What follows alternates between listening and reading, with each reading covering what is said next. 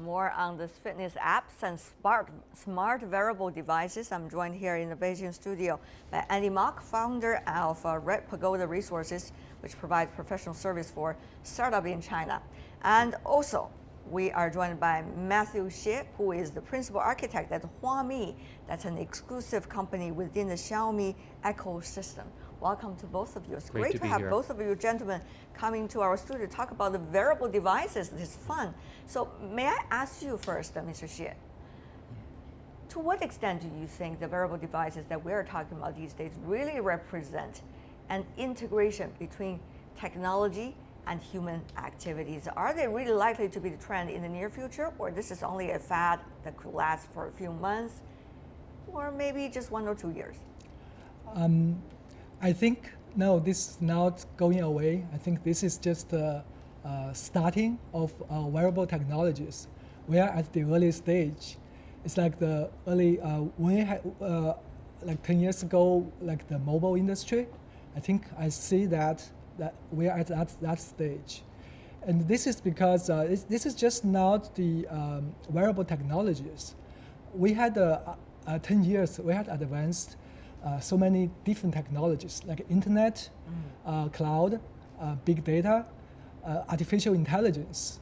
Combined with that, now we have wearable technologies that's on your body, right? Like collect more personal data, like the heart rate, activities, your sleep, sleep status, and like EKG even. All of these things combined, but on the other hand, of course, I understand Mr. Xie is in this business, therefore he's always see it as promising. But Mr. Mok, maybe for you it's different, or is this similar? No, I would have to agree with Matthew that I don't think this is a fad, and more narrowly, it's part of what's called the quantified self movement, where starting with hobbyists, people want to collect, as Matthew was saying, personal information about the inputs to their body, what they're eating, their performance, their state. But looked at more broadly, this is actually part of the inevitable march towards personalized medicine, where anything about the human body, one's own human body, that can be collected will be collected and used for more than just fitness, but for broader medical applications. Can be collected and could be collected, but collected for whom? On what occasion, how they could be used. These are very important ethical questions. There seems to be a trend in the technical world only looking at how can we tap into this market, how can we bring out the latest technologies to satisfy the user, but not necessarily paying enough attention to the privacies of the users, to the future trends, what if it could be violated by some of the others coming into this trade. Mr. Xie, your thoughts? What have you done for your customers, for example, their privacy? Yeah, we take this as our first priorities, right? Protect user data. And I think this is not a unique challenge just for wearable devices. We had that challenge since the starting of computer industries. So you have some new solutions now, right? We accumulate from all these years, like mobile industries, like online banking, right? We accumulate all these the most important lessons you could learn from them? Is that the user data is very important, and we need to work together with all the companies on those to protect personal data. And we have all this industry standard and all the researches, and with my company, right, we hired the top security engineers that has all this experience over years, and then we build this on top of the current the most advanced technologies. It is not just who you hire, but also important how you are going to, after collecting all these data, to share with whom, and whether you are going to do that for commercial interest and commercial benefits. I think people talk about the big data. One of the things they're fascinated about is how they can earn money out of this. But on the other hand, the privacy of your customer has to be protected. So on that point, what are the ethical standards? Of course, there has not been well-made rules at this moment, Mr. Mok, on this area. But do you think there can be a near potential of forming some of these rules, even internationally? And how can companies at this moment self-discipline themselves? Can that be achieved, self-discipline? Yeah, I don't think so, because companies themselves, I don't think, can address this problem, because the problem is actually a societal one. So I think that government has to play a role. Clearly, companies that collect the data need to have practices in place. For example, as Matthew mentioned, in the financial services industry, credit card companies or banks will limit the amount of loss that a customer would suffer, irrespective of how much the bank loses. A part of that is driven by regulatory requirements, but part of it is just smart business.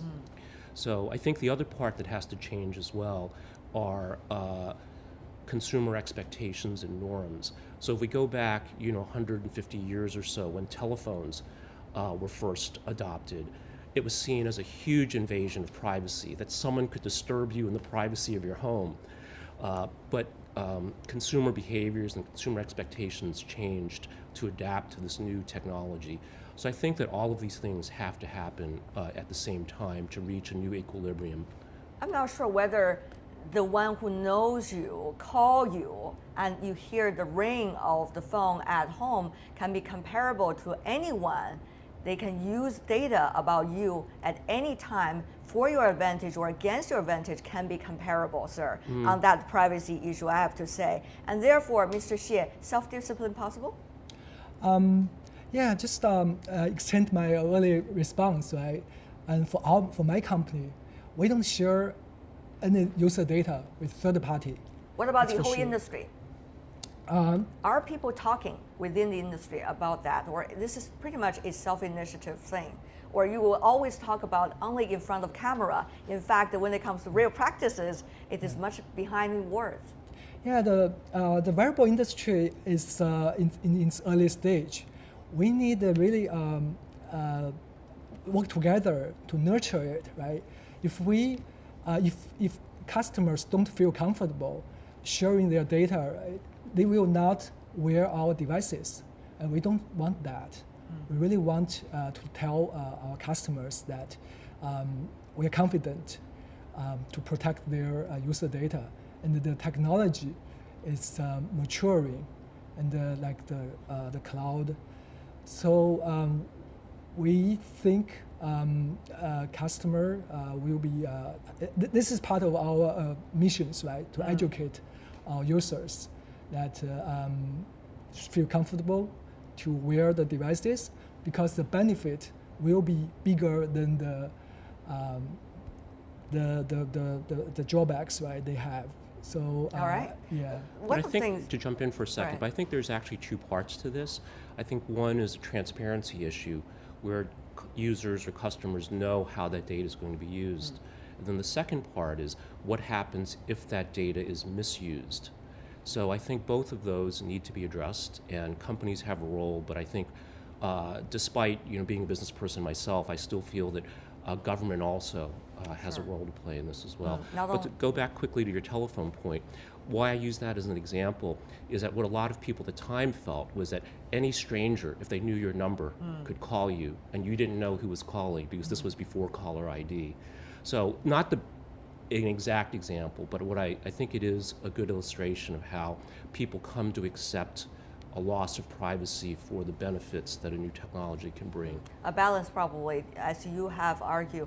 On the other hand, what about different markets? Because in China, this is something already quite popular to a certain extent. In the United States as well, somebody protect about double the numbers of people who are going to use wearable devices, but that also means intense competition, not only in the US market, but worldwide. You earlier, Mr. Xie, had some experience developing the Android system together working with Google, but you have seen later the Apple system has also coming in, and the competition was fierce. And one could find loopholes, of course, in both of the systems, but on the other hand, we need to look at how competition would really bring real results. On that part, what is your thought?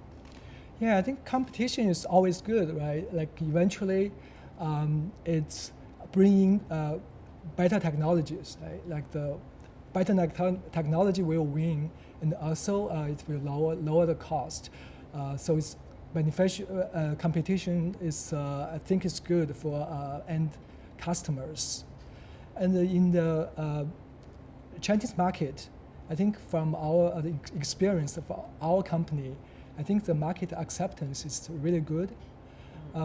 So we are from last August to last November, we get our first million users, and just this August, 1 month, we got 1.5 million users. But here's the thing.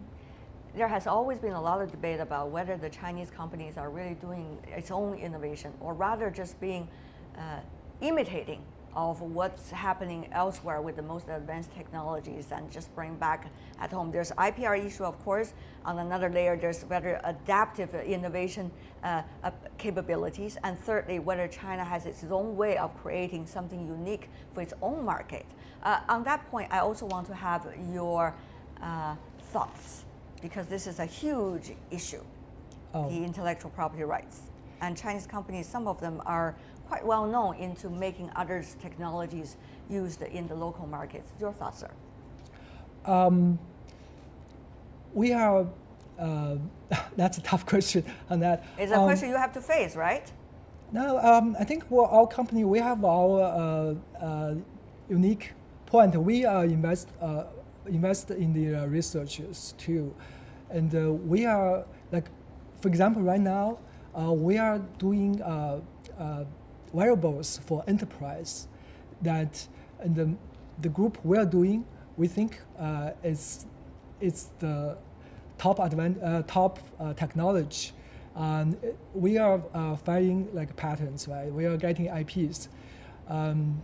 There too is not, I don't think we are copying US companies. So I worked in Silicon Valley for US for like 20 years.